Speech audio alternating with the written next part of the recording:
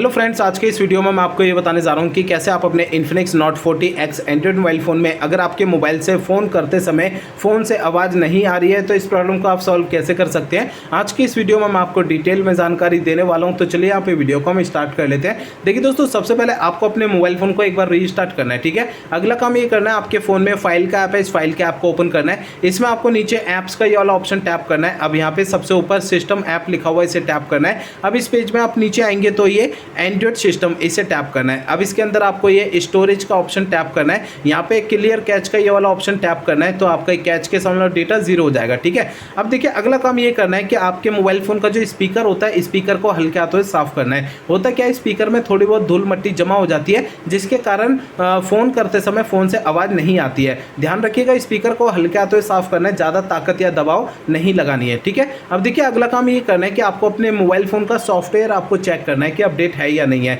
इसके लिए पहले फोन का इंटरनेट आपको चालू रखना है। इसके बाद फोन का सेटिंग पेज ओपन करना है। इसमें आपको नीचे की साइड ये सिस्टम का ऑप्शन टैप करना है। अब यहाँ पे सिस्टम अपडेट पे टैप करना है। अब यहाँ पे ऑनलाइन अपडेट का ये ऑप्शन टैप करना है। अब आपको इस वाले पेज पे कोई भी अपडेट का बटन या डाउनलोड इंस्टॉल अगर यहाँ पे लिखा हुआ दिखाई देता है तो उसे आपको टैप करके फोन का सॉफ्टवेयर अपडेट करना है, ठीक है।